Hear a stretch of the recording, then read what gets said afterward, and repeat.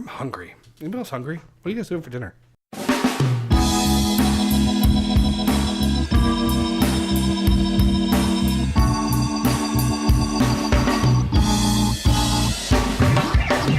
Hey everyone, and welcome to Let's Pod This. My name is Andy Moore. I'm one of your hosts. I'm joined today by good friend, co-host, Scott Melson. Hey man, how are you? I'm well. How are you? Just living the dream. Every day. Keep it alive, one day at a time. Scott, we have two guests in studio, plus half a guest in the corner. We do. Oh, he's not half a guest. He's not, but he's not actually on the show this week. We'll get to him in a second. He's our live audience. A live audience. That's not a bad idea. You like that? Yeah. This is practice for February 5th. What's happening February 5th? February 5th is the Governor's State of the State address. We'll be podcasting from the Capitol. We certainly hope to see you guys there. We'll have reaction from legislatures, our thoughts on the Governor's address, and preview the upcoming legislative session. Ta-da! Damn, y'all, that's fancy. We are trying to be fancy. So we that are voice, nothing if not fancy. That the voice you may have heard in the distance was Hayley Jones. Hayley is the Deputy General Counsel for CCOSA, the Cooperative Council for Oklahoma School Administration. Is that correct? Yes, that is correct. It's a mouthful, but I just generally tell people I work for the School Administrators Association. That makes sense. It's great to be here with you guys today. Great. Thanks for coming. So we know Hayley from Twitter, and this is her first podcast experience. It is. I'm very, very excited about it. Here in the upper room. Yes. We're all very excited. Do you listen to pods, and this is just your first time being on one? I do listen to pods.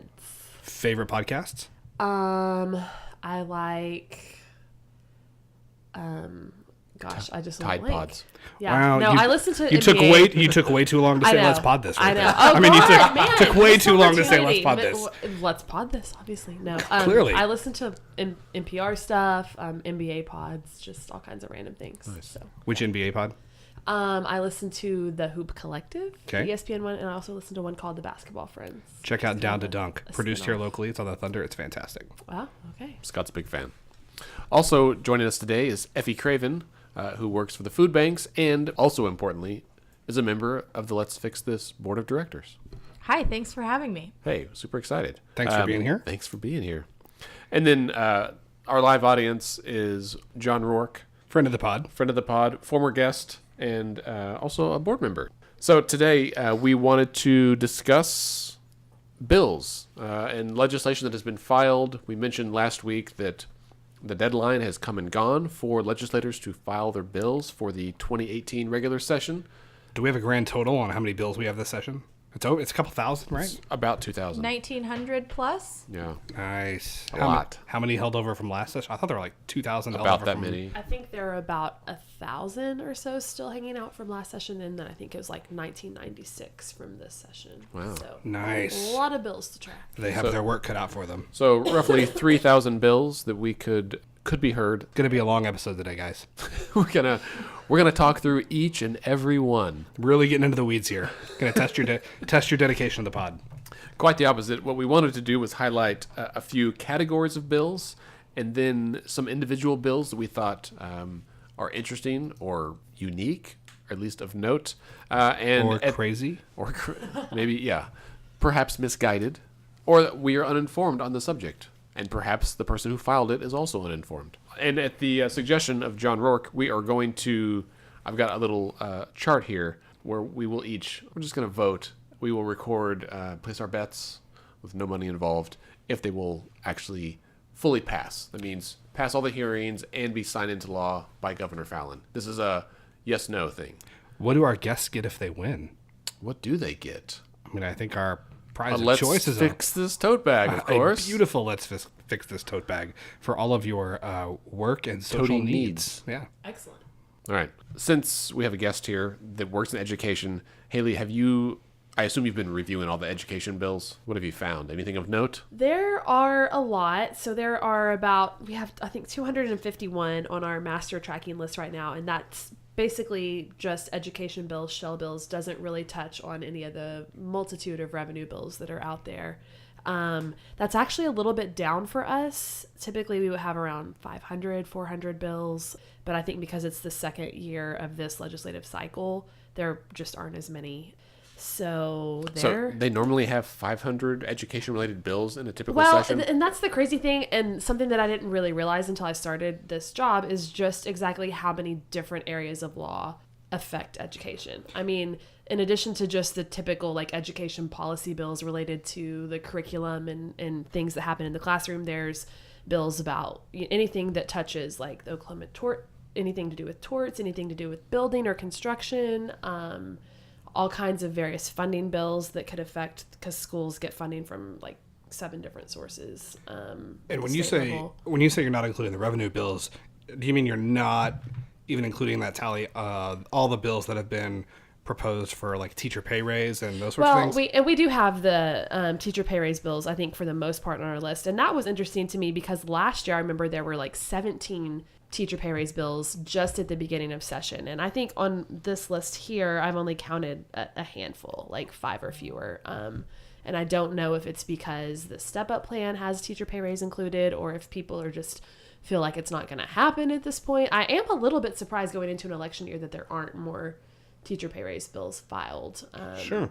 But it's really those popular, pop up during session too. Really popular to go home to your constituents and say, I proposed a bill for a teacher pay raise. I couldn't get 75 people to vote for it, but I put that bill out there. Absolutely. And with no funding mechanism. The interesting thing about those is it's always a bill that says you're going to give a raise, but there's never anything tied to it about where that money comes from, which is obviously a very important detail. So. It really, I mean, I think a lot of people forget that everything that happens with the budget is like a game of dominoes. Like, it's all interrelated. So rarely, and certainly not for the last decade or so in Oklahoma, has there been a chance for us to just add on something new. So now if we're going to fund something new, that money has to come from something else, which then that hurts those people, and we're kind of at the point where we just can't hurt each other anymore. Right. And I think it does. I think it is important to remind folks that maybe are tuning into us for the first time or really kind of starting to engage with the legislature for the first time.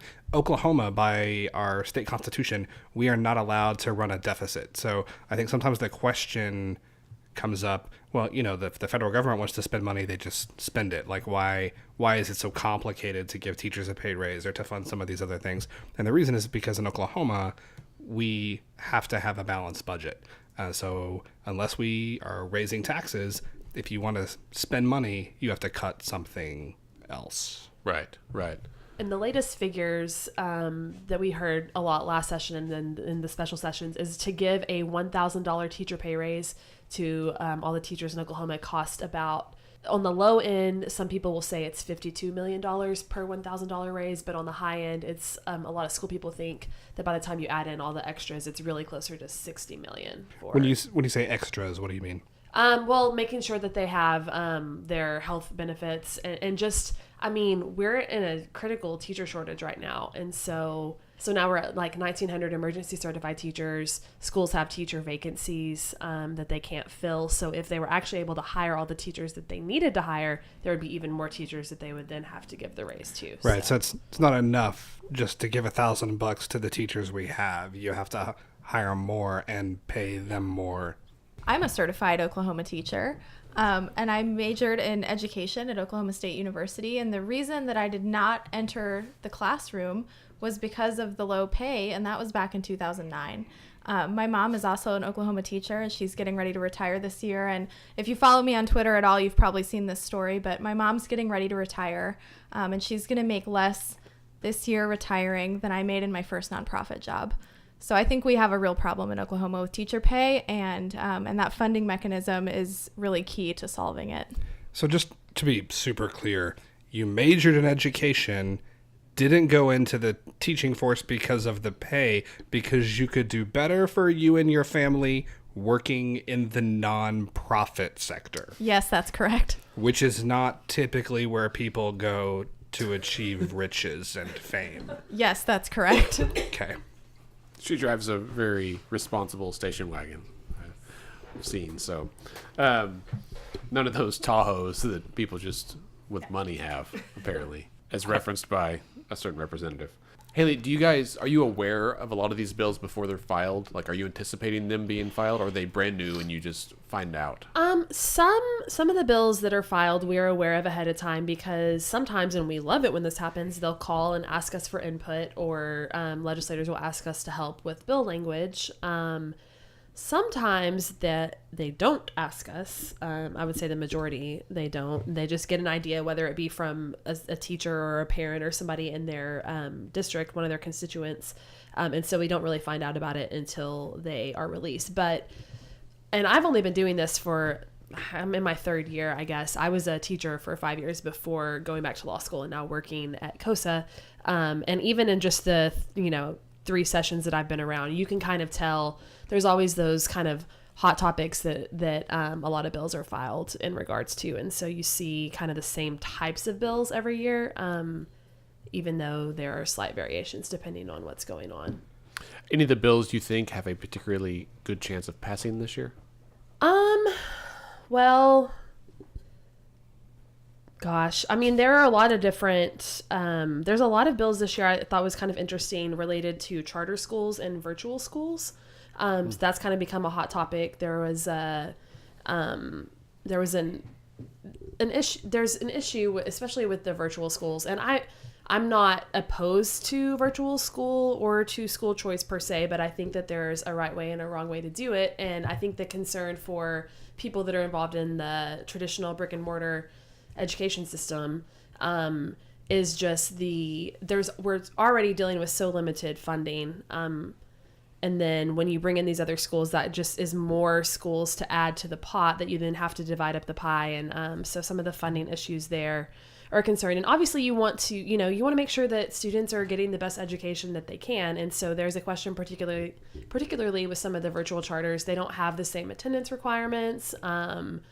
It's hard. There's not a lot of information out there about virtuals as far as, we know that their graduation rates are like 30% or something, which if there was a traditional public school in Oklahoma that had a graduation rate of 30%, it would be closed. That's crazy. I had no idea that it was that low. And so the people that are proponents of them would say, well, we're very transient. People come in and out all the time. And that is true, but they're still a public school. They're receiving public dollars. I think that they should be held to the same accountability standards as traditional public schools are. And so there are some bills out there this session that are just trying to get more data on it. It's hard because they're not required to provide all of the same information that the public schools are. So there's a couple of bills, task force to really look into virtuals, look into their funding, because there are some for-profit virtual charter schools in Oklahoma that receive a substantial amount of funding from out-of-state interest, and there's all kinds of rumors about how they're spending their money, incentives that they give to teachers, incentives that they give to parents and students, and just things that, they're, like we said, their attendance requirements are not the same, their performance, most of them are not doing as well as the majority of traditional public schools. And so why has no one branded this as cash for flunkers? If it's for profit that are giving incentives to students, cash for flunkers. That's I think I don't want to speak for you, Haley, or your organization, but I think part of the answer would be, at least from some of our politicians, that the market is really the answer, right? Like, it's for-profit schools must be a part of the solution to the education problems we face in Oklahoma, because by introducing the so-called free market, you're automatically going to make it better and more efficient. Right, but free market economics doesn't necessarily apply to the way the schools work. But see, the people that are not involved in the education industry, they don't understand that. And so we deal with that constantly from outside entities that think, well, gosh, these schools aren't working, so we'll do school choice. We'll allow them to have vouchers to go to a better school, and that will make public schools better. Right. Not realizing that it is a totally different system. Right. I mean, one of the arguments that you hear all the time, right, is that we need to shift resources away from so-called failing schools and put them towards schools that are quote unquote succeeding. That's what the market would say that you should do, when I think the preponderance of evidence would show that, no, actually the way you fix failing schools is by giving them more resources, not less. Well, it's like saying, let's take food away from starving children and give it children that are healthy, because they're doing better with their food. Right. That doesn't help the starving kids. Right. And so, I mean, I can't, I haven't talked to legislators about this, but I suspect that part of the reason is that they they would say, well, yeah, these for-profit schools are a great addition to the Oklahoma education market because they can do a better job for less cost and they're more efficient. But they're not apparently looking at things like graduation rates. I think one of the main problems is a failure to understand the role of markets. That markets are really good at matching up supply and demand. They're not so good at doing sort of public work. And, you know, the goal of the education system is not to turn a profit, and it's not to match up supply and demand for education. It's to educate our future workforce and educate our citizens and make sure that they're able to contribute to our economy and to our communities and you know, hopefully live happy, healthy lives themselves. So I think, you know, looking for a market answer for something that's just a lot more complicated than that and that doesn't match what markets are built to do is sort of problematic. Yeah. Absolutely. And I think that really it goes back to what is your philosophical view of the purpose and the value in education anyway. I mean, Mark Twain said, out of public schools grows the greatness of a nation. Public schools are required to provide an education to any and all, whether they're citizens of this country, whether they are poor, whether they're rich, whether they have parents, whether they don't.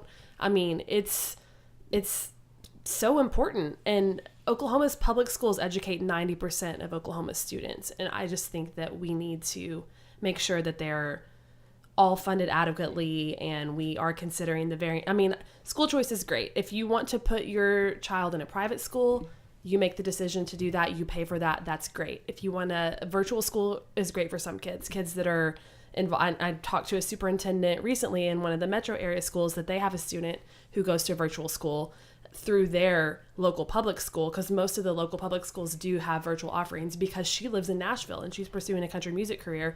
But it was important to her to graduate from her local Oklahoma high school because she sees the value in her community and wanted to do that. So she's taking classes virtually. Students that are heavily involved in sports, things like that. I mean, yeah, it's great for some students, but we do need to look at the accountability and make sure that those schools that are receiving public dollars are held to the same standards as any other public school. Totally agree.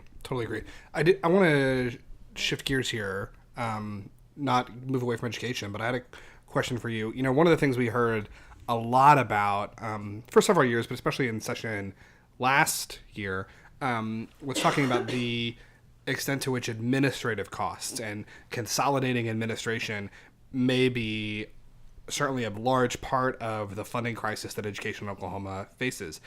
From what I've read and looked at, I don't really feel like the data bears that out. You represent the Educators Administrators Association, right? Yes, absolutely. How do you guys counter these claims that administrative costs are out of control and that's where the funding crisis comes from? Yes, you are absolutely correct that is such a red herring and an issue that people throw out when they don't want to add more funding to schools. They just say, oh, well, if we could just cut administrator salaries or get more money into the classroom, then that'll fix things. There's already, and I think a lot of people don't know this, there are already state statutes that tell you what percentage of funding a local school district is allowed to spend on administrative cost. And out of the over 500 school districts in the state, as of last year, all of them but 10 were meeting those requirements. When you look at total school funding spent by the state, this was in Superintendent Hoffmeister's budget presentation last year. Total administrative costs for the state of Oklahoma in public schools were less than 4%. That seems pretty low. Yeah. If you combined every school administrator in the state and just you combined all the schools, you had one school district, you paid one superintendent, it would be barely enough to give teachers about like an $800 raise, I think $800 to $1,000. So administrative costs, we want our schools to be run efficiently, and we want as much money to go into the classroom as we can. But the fallacy that, if we just combine schools, consolidate administration, cut administrator pay, that there would be enough money to actually substantially get more operation dollars is just not true. So just to play devil's advocate, let's say you did that. Let's say that you got rid of all the school districts and you had the school district for the state of Oklahoma with one superintendent and one system of administration. What's the benefit to not doing it that way? What's the benefit to having as many school districts as we do with as many different kind of levels of administration? Well, I think that people would say that oftentimes, and especially in rural communities in Oklahoma and in other states, places that are largely rural, your largest employer in those rural communities is either something healthcare related and then the school district. A lot of times when we see schools close, the community really kind of withers on the vine after that. And going to a large school or a small school, we have people that want to talk about school choice. That's a choice too. Some people want their children to be raised in really small schools where you know everybody, and every school district now has a locally elected school board voted on by the people in that district. So that's accountability right there, where you get to choose the people that sit on that local board and make those decisions. And so I think that if you were to consolidate down to one district like the state of Hawaii does, you would lose a lot of that direct accountability to the people. And honestly, I mean, you wouldn't really be losing jobs. It's not like, oh, all the other 400 superintendents would be gone now. They would just have different titles. They would still be doing things the same way. It wouldn't really change the function of how schools run. It would just provide, I guess, for PR purposes. You could say, well, we consolidated schools and now we're going to save a little bit of money. Sure. Let's shift gears now. And Effie, you mentioned that you saw a number of bills that have been filed about government reforms. Yeah, there are a lot of bills this session filed on fixing structural issues with the state budget, changing some of our election reforms to make elections and voting either easier or harder, or change how certain positions are chosen in the state, whether they're appointed or elected. I think that the fact that there are so many of those types of bills this session really speaks to the fact that legislators are aware that there's a problem, and they have all kinds of different ideas for how to solve that problem and what solutions are, but they have filed probably hundreds of bills in the the State Budget Reform Act, the State Finance Reform Act, things like that. Right. I mean, I think on a personal level, that's really exciting, right? Like, I think there's a number of things that we talk about often, or people bring up about how to change elections, how to change funding, kind of all these kind of government operational things. And my sense is that every session there's a lot of these bills that are filed and just don't go anywhere. I know Senator Holt has filed a lot of election reform bills over the years, and not much has changed. Things are in the works, but were there any that you saw that you think might have legs this session?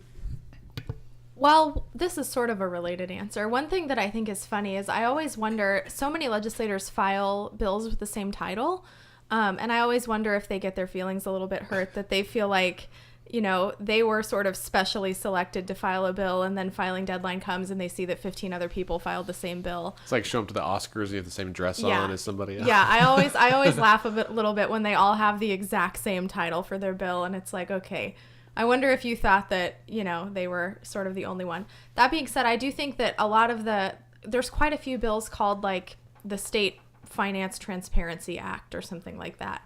And a lot of them are shell bills at this point, so it's hard to know what is in them, but I think that some of those could have legs. When you say shell bill, can you say what a shell bill is? A shell bill is the title and nothing else. So it might say the Oklahoma Education Act, and that could mean anything. And that's all that's all that they file. And there's out of the 1,900 plus bills that were filed for this year, there's hundreds of them are shell bills that just have a title and nothing else. Hayley says she has a favorite one. What is it? My favorite shell bill, it is related to education because that's what I track. It is the School Sunscreen Act of 2018. Oh, that is a good one. Wait, so there's You'll probably track that one as well. And there are actually 3 different bills this session that have been filed relating to sunscreen in schools. So the sunscreen bill is a shell bill at this point? Well, one of them is a shell. There's one on the Senate side that has... Actually, there are 2 on the Senate side that have language. Are they requiring or prohibiting the application of sunscreen?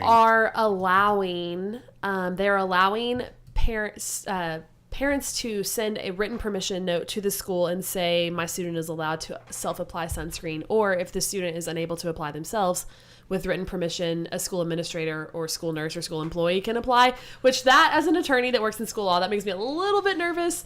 But there are instances for small children or children with disabilities where they would need good intentions. Yes. That can and be I saw these bills and I was like, what? Why are we, this is just not something you think about. Like, why, we have to put in law that they have permission to put on sunscreen. That seems like a no-brainer. But I can already see some 18-year-old senior who's got to 23-year-old teacher who's just out of school going, hey, my note says my parent says you have to put my sunscreen on. No. But see, Don't even joke about that. that's the fun thing with shell bills is that so often the titles are really broad, and so you can guess with something like the Oklahoma Budget Reform Act, like, does this mean something good or something really bad?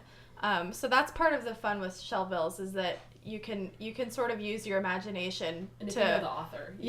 if you know the author, you can think about what that bill might look like in a month or two. Right. So let's pivot from education, government.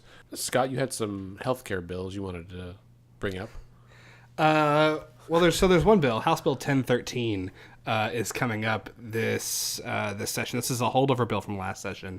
This is the APRN, which is Advanced Practice Registered Nurse Bill, So that would nurse grant practitioner. nurse practitioners, that gives full practice authority or so-called full practice authority to nurse practitioners. And don't say I wanted to bring this up. You put it on the list. It was my list. You asked to share it.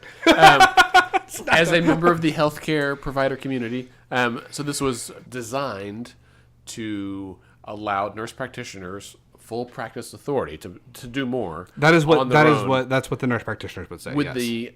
the intention that, like in Oklahoma, we have a dearth of healthcare providers, particularly in rural areas, and this would help bolster that. We don't have to have physicians. We can have nurse practitioners who are already providing lots of the primary care in those areas. Lets them do it without having to have a physician sign off on their notes. But earlier, before we started recording, you told me some interesting information about how that has played out in other states. Yeah, so, and I mean, full disclosure, so we have all the cards on the table. So I'm a physician. I practice in primary care here in Oklahoma City. And this has been an issue that's been discussed and at some level for probably the last 10 years. I mean, I remember hearing about this my first year in medical school, and that was, oh, Jesus, that was 11 years ago.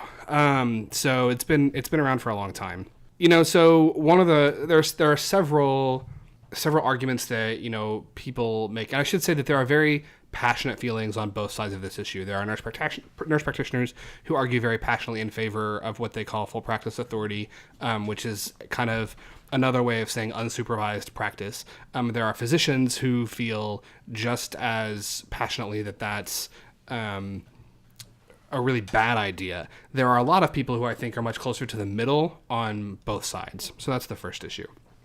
One of the reasons that this gets brought up so often, it's been brought up, I want to say there's 32 states that offer some measure of unsupervised practice for nurse practitioners and PAs. There are 12 states, of which Oklahoma is one, that require some level of supervision. The arguments that are commonly made by nurse practitioners and their professional associations are that, one, they can fill what is a drastic and growing shortage of primary care needs in the United States, particularly in rural areas. But can they apply sunscreen? I think that, yeah, they absolutely can. Without question, they certainly can. They can even talk to you about what kind of sunscreen would be best. So one, that they could fill a shortage of primary care provider positions that are open across the country, but particularly in rural areas. Two, that they can do this in a way that's much more cost effective than physicians. And three, that they can do it without compromising the safety and quality of care that is received by patients. So if you look nationally in states where this has been enacted, some of those states are rural, just like Oklahoma. Their shortage of primary care providers in rural areas is not gone. It's not like all these nurse practitioners that get full practice authority are moving to the smallest rural towns and setting up shop and filling those holes. Right, because you can do more. You're not going to necessarily move to Godibo. You're going to move to Edmond. Right. So that's I think a reasonable question to ask is, if this was to pass, and the point is to provide better or easier access to primary care in rural areas, is that going to happen? The second thing is that they can do this in a way that's more cost effective than a physician. One of the big reasons for saying that they're more cost effective is, quite frankly, they're not paid as much. And you can argue whether that's right or wrong, but in states where they've had full practice authority for a number of years, there are several states that have legislation for pay parity now. So they're saying, hey, we're doing the same job as doctors, we should make the same amount of money, which is a whole separate discussion, but it eliminates the argument for being more cost effective. Can I ask a question? Yeah. So why is it nurse practitioners as opposed to like physician's assistants, PAs? So that's a great question. Nurse practitioners traditionally are viewed as being more independent. So when you go to PA school, most PA schools are within a college of medicine. So like at OU, the OU physician assistant program is within the OU College of Medicine, which is the same school that trains the medical doctors. You graduate as a PA and your training is basically kind of the same. You do didactics, you do clinical hours, and that's probably going to be pretty similar to any PA program you go to throughout the country. If you're a nurse practitioner, and this is getting into territory that a lot of physicians, I think, take issue with, nurse practitioners offer degree programs that are quote unquote specialized. So you're a family practice nurse practitioner, you're an acute care nurse practitioner, you're a pediatric nurse practitioner, et cetera, et cetera. Infectious diseases. What? Right. And so there's I think a thought that they can function a little bit more independently than a PA. A nurse practitioner, the thought has been, or the argument has been, they graduate knowing how to do the area in which they've been trained, whereas PAs finish PA school, will typically go work for a physician, and it might be a primary care doctor, it might be a cardiothoracic surgeon, but they spend the next months to years learning how to do the things that the physician with whom they work wants them to do. Does that answer your question? Yes. Then, once they've been doing it for a number of years, they should be pretty skilled and adept at doing whatever it is they do. At that point, maybe they could go on to do their own thing. Can we address the elephant in the room that healthcare costs would be greatly improved if we expanded Medicaid in Oklahoma? I mean, you'll get no argument from that on me, like at all. Well, like none. Yeah. If we expanded Medicaid, the problem is that we've missed the boat. Like, at this point now, it would cost the state more money than we would save if we expanded. And the other hardship, had we expanded at the beginning, it would have been beneficial and would have improved access at least, and maybe lowered some healthcare costs for Oklahoma. The downside was that at the very beginning of the ACA, the New England Journal of Medicine ranked Oklahoma as the state least equipped for Medicaid expansion due to a shortage of primary care physicians. I do wonder if, the New England Journal of Medicine is obviously very prestigious, but their name is not doing them any favors in the middle of the country. That's You know what? That's a great point. I actually hadn't thought of that, but I think it's probably true. So perhaps we should start the Great Plains Journal of Medicine. Right. We oppose it based entirely on their findings because of the name of their journal. Right. So we would have articles about like the longitudinal effects of mashed potatoes on the liver and things. Is that your shell bill for 2018, That's Andy? right. Yeah, the mashed potato bill of 2018. So by the end of session, we expect a full report on the longitudinal effects of mashed potatoes on liver function. Right. I don't know if that has any impact on liver function. Over the long term, depending on how much butter is in your mashed potatoes, it absolutely would. Ooh, yeah. There we go. The hepatological effects of deconstructed potatoes. I'm just going to say there are worse bills out there. Like, that probably wouldn't be the craziest bill. Yeah. Right. So we're going to do one last quick section of bills, talk about alcohol and marijuana bills. I'm going to lump those together, and then we're going to do a lightning round. Scott, I saw you researching earlier, and to help listeners, there's I think a relatively new service called Legiscan. It's awesome. Legi scan. Legiscan. Like Lego, but with an I. That's confusing. Yeah. It's like Lego Scan, but it's Legiscan. It's like legislature, but with scan instead of chur. I bet more of our listeners do Legos than legislatures. Fair enough. Fair enough. Just All saying. right, so legiscan.com. It's you can search for bills based on keyword. So earlier I searched for the word feral. We'll come back to that in a second.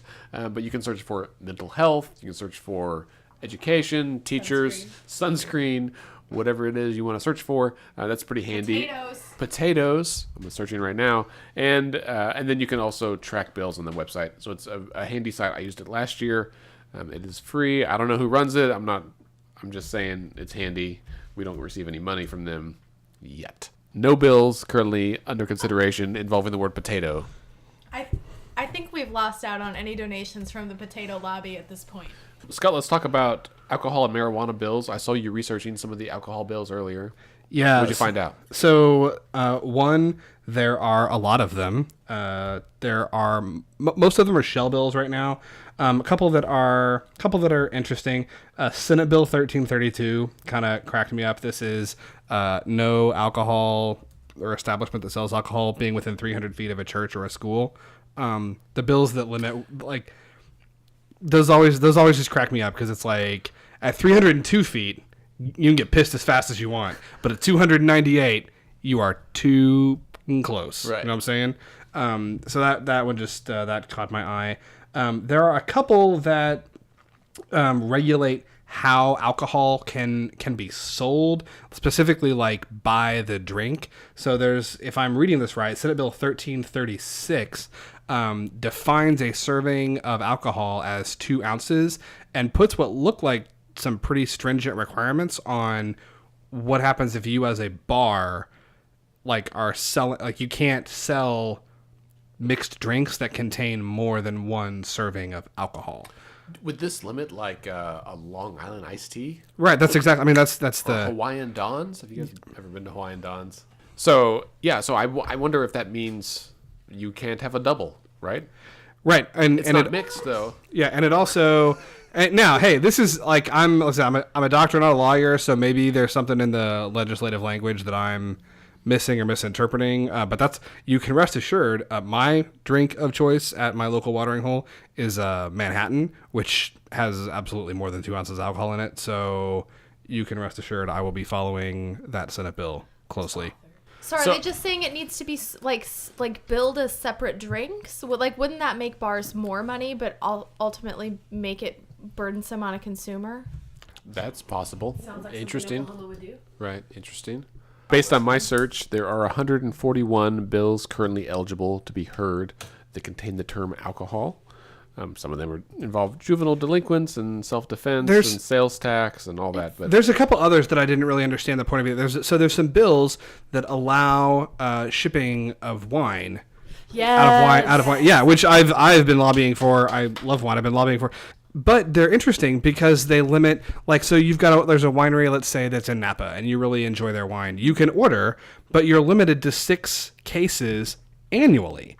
And 6 cases is a lot of wine. I'm not saying that I would order more than that, but I'm just curious, what's the reason for saying I can only buy 6 cases instead of 7 or 10 or whatever, right? I mean, obviously you don't Maybe they're worried you'll resell it.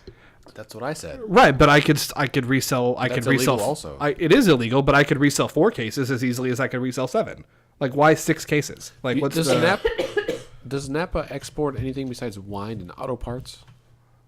Oh, that was no, but I'm ching for you. All right, marijuana bills. Yeah, so Senator Yen has a bill that would seek to pretty heavily regulate the medical use of marijuana. It defines who can prescribe it. It defines what conditions for which it can be prescribed, and lays out penalties for patients or prescribers that are found to be violating the law in terms of medical marijuana. It's just the reason for this is because the state question that'll be before voters in June, it doesn't stipulate any specific medical conditions. It's just really anybody, and it leaves it up to the medical provider to determine if, based on their individual medical condition, whatever it might be, if that patient would benefit from medical marijuana. And Senator Yen is following what other states have done and trying to enumerate certain conditions. Right. And the list that he's provided looks pretty similar to what I recall from California and Colorado and other states. Reading through it, I don't think it seems unreasonable or onerous to me. Right. Interesting to note, Senator Kim David, who's the chair of the Senate Appropriations Committee, has said that she does not think that medical marijuana passing will result in any tax revenue for the state, just because of the way that the the law would be structured and the fact that it's limited to medical marijuana. So she didn't necessarily give her opinion on whether that was a good idea or not, but she did say that may not result in any additional revenue for the state. Yeah, she said that at the OK Policy annual budget summit, which Effie and Hayley and I all attended this week. I thought it was interesting as well. And I thought about it, and I don't know if there'll be sales tax on that. I mean, surely it's... She said something about a contract with surrounding states about not taxing prescriptions. So I think it had something to do with the fact that it's specifically medical marijuana and that the state has agreed to not tax prescriptions in some way. Interesting. What a flip, because... Disclaimer, I know very little about what I'm talking about right but now. I mean, we need to... There's a number of folks who really feel like medical marijuana or legalization of marijuana in some capacity is the answer to Oklahoma's budget problems. In fact, gubernatorial candidate Connie Johnson, when she was doing her phone calls, she called me, and that was her whole thing, was like, this is the golden goose that will fix our budget. And I told her, Connie, I appreciate your effort here, but you got to give me more than that, because I don't, for one, it's not going to fix everything, and two, you need a bigger platform. But and so if there's people that are like running for governor based on a platform that this is going to fix our budget woes, to have someone else whose job involves like crafting the budget for the state to say we might not get anything out of it that's a big discrepancy in ideology. There's also at least one bill coming in this session that is intended to create a agricultural hemp industry in Oklahoma. Right. And there are some Mickey people Dolenz? that's Dolenz and Eccles. It's got a co-sponsor. Right. Yeah. That's right. Yeah. So I think that as much as marijuana, there is a thought that the industrial production of hemp could provide significant tax revenue.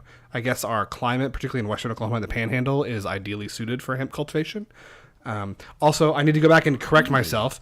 I looked at the text. I was kind of trying to prepare for today. The bill that stipulates how much alcohol can be in a drink is in a subsection that talks about basically saying bars can't use, like, they can't try to stimulate someone to purchase and or consume more alcohol by increasing the amount of alcohol in a drink without also increasing the price. So they can't basically, bars can't try and get you drunk so that you will buy more booze. They can't they can't try and, I guess maybe not coerce, but like they can't try double for the price of a single. Right, exactly. I wonder if very many bars are doing that, though. It's not the bars that I go to. Yeah, me neither. They're going to charge you for that double. Come on. Have you been to Stillwater, Oklahoma? Yes, I went to school there, so yeah, I can see where you're coming from there. It's been a minute. College bars are an exception. There are... My husband and I, who's our live audience here, once visited a bar in Arizona that had been done by Bar Rescue. Was it good? Half of it was good. The part that was on TV... The bar part was good. The rescue... was pretty good. The other part, though, they sort of just, left how it was, and it was real weird. So, lightning round. So we're going to discuss...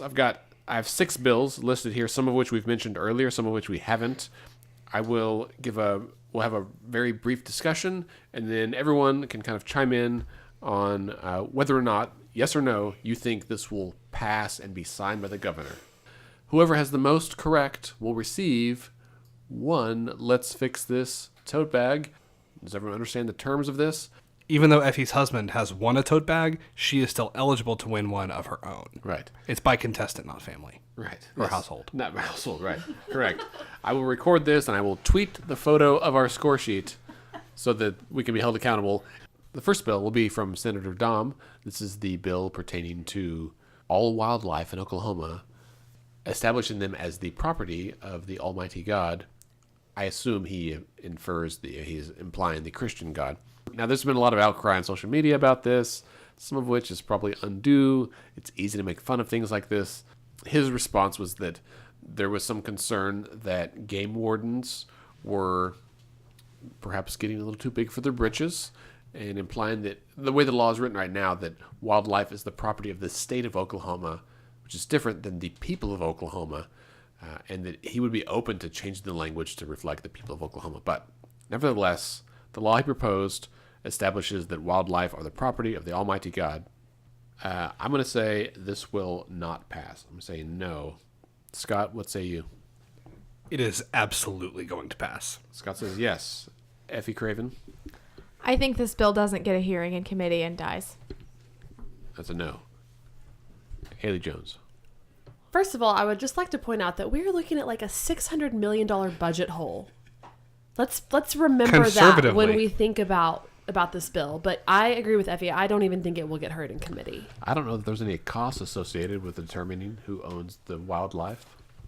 It's valid point, Andy. Valid point. You guys have way too much faith in the Oklahoma legislature. Birds of the sky. The costs besides the time it takes our legislators to consider this bill. I will say, no, I won't say anything. I'm going to hold on to my thoughts for just a minute. Next item is the raw milk bill.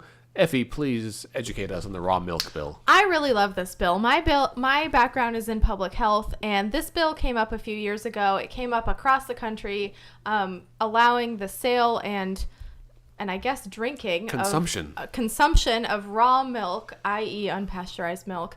And in West Virginia, they passed this bill, and to celebrate, they drank some raw milk on the floor, and then all the legislators got sick.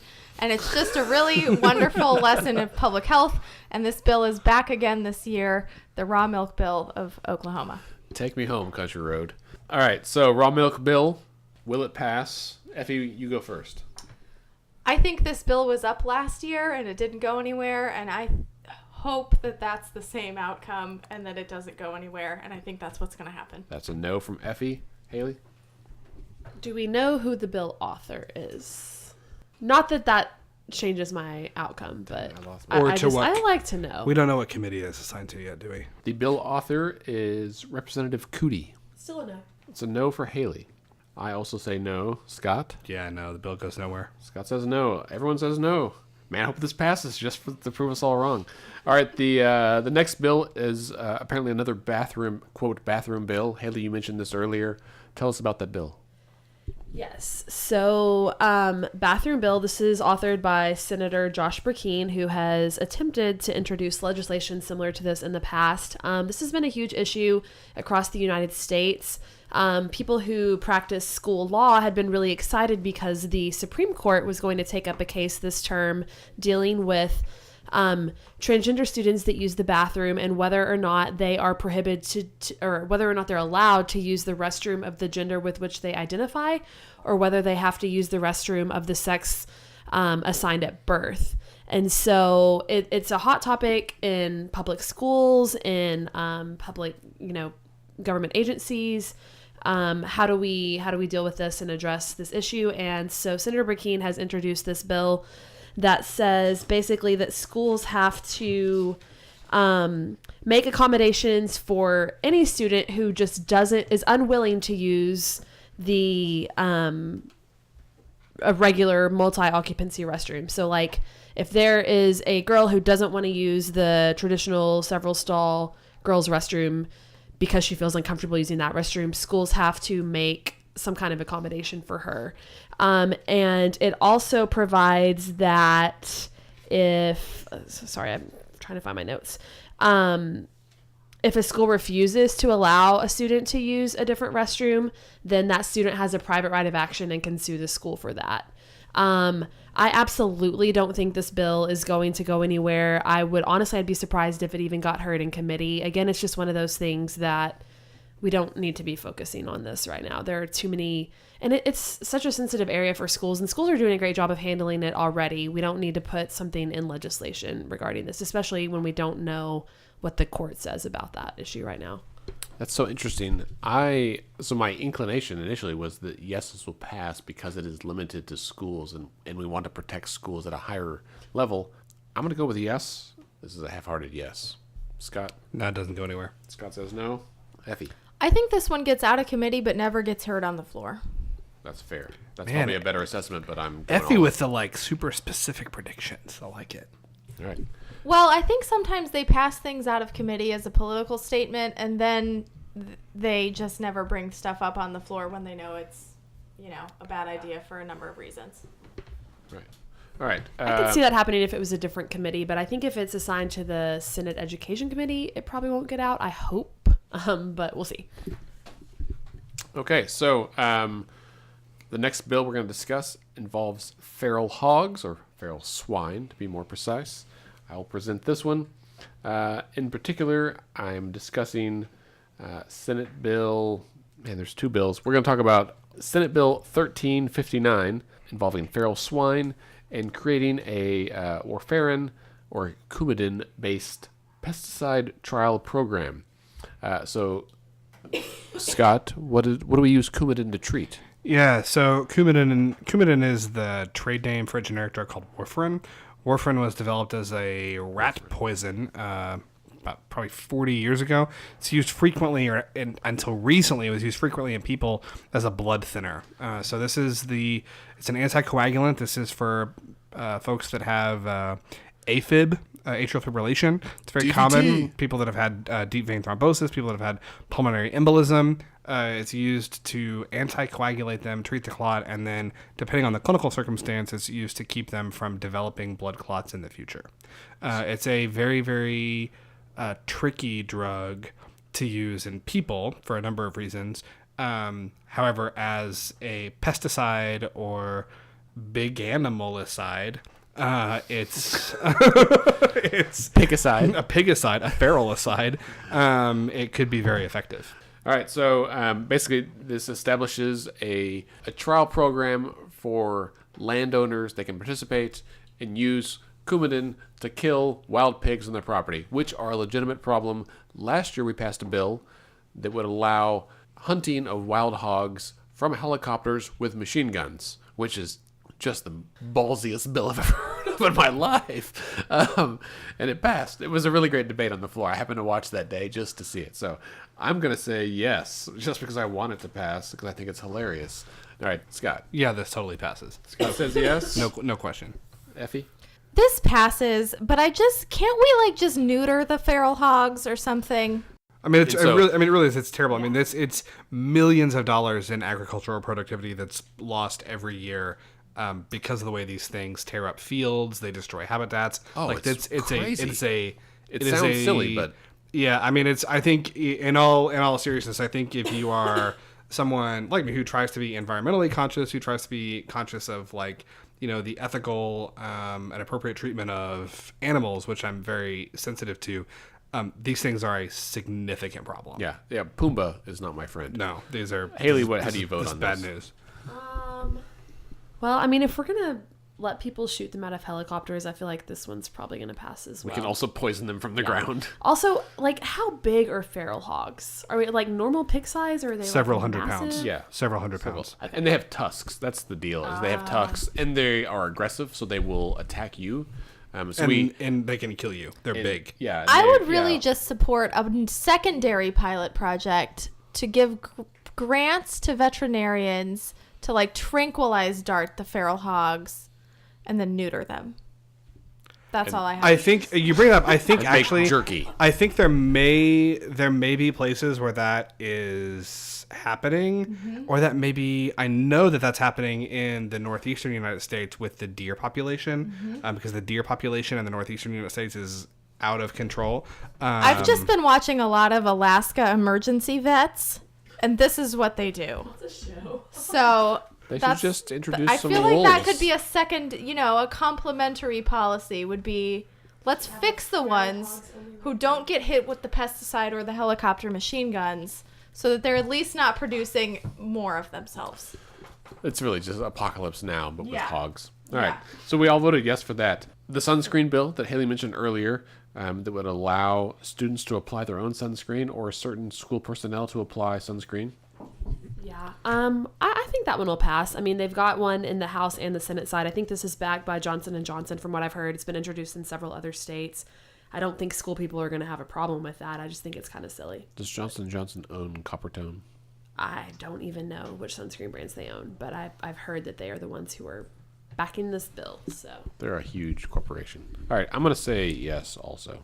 That makes sense. Yeah, I think it'll pass. And honestly, I mean, if it gets more kids wearing sunscreen, I'm I think it's probably good policy, even though the name of the bill is silly. Endorsed by Dr. Melson. Effie? I second Dr. Melson. I think this is a good bill. I think it's good policy. And if we can get more kids wearing sunscreen, whoever applies it, let's do that. And I think that the legislature will agree and this will pass. All right. And then the final one from our lightning round that was more of a flicker, really. But a lightning round is about lunch shaming. Effie, this is a bill that you guys are running. Sure. This is a bill that that the Oklahoma Food Banks requested in partnership with Senator A.J. Griffin and Representative Mickey Dolans. And we have been hearing, this bill has been happening across the nation in different forms because we've been hearing about kids who unfortunately run out of lunch money and are subjected to humiliating practices like either having their hands stamped or having to do chores in exchange for their school lunch or something like that. So we suggested this bill. Senator A.J. Griffin was gracious enough to run it and is super passionate about the issue. And I think that this is going to pass. I think everybody can empathize with kids who run out of lunch money not feeling shamed about that. Haley, what do you think? I agree. I haven't read the actual language of the bill, just the summary, but I think that this will pass as well. I concur. I'm going with yes. Scott, and you finally? Yeah, it's going to pass. We all just said yes because we want it to pass. I really think it will.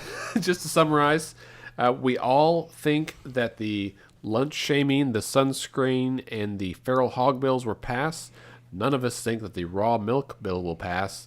And then I am the lone dissenter. The panel was divided on the bathroom bill and the wildlife is God's property bill. So I look forward. It's totally going to pass. To the next 4 months. The language is going to get changed, but it's going to pass. All right, we'll see. So as we move forward towards the legislative session, Effie recommended that we remind all of our listeners that you should follow the OKLeg hashtag on Twitter. So it's hashtag OKLeg, L-E-G, OKLEG. Most tweets, not all, but most tweets that are tagged with that, it is really helpful to help stay in the loop. So if you've been trying to follow individual accounts and you want a more efficient way to do that, that's a great way. Also, if you use Twitter, look at certain people's lists because there are lists. So Hayley has a list. Hayley, what's your Twitter handle? My Twitter handle is Hayley Beth Jones, and it's spelled Hayley, so it's kind of long.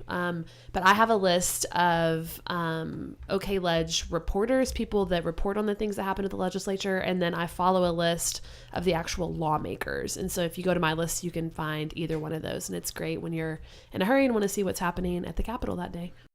So this brings us to the end of our podcast. Thank you so much, Scott, as always. Effie, Hayley, thanks so much for joining us. It was a pleasure. Remember, you can connect with us on Twitter and Instagram at Let's Fix This OK. Scott is at SC Melson. Effie is at Effie Craven, E-F-F-I-E, Craven. And Hayley is at Hayley Beth Jones. I am at Andy OKC. John O'Rourke in the corner is not yet on Twitter, but we're working on that. You can like our Facebook page at facebook.com/letsfixthisok.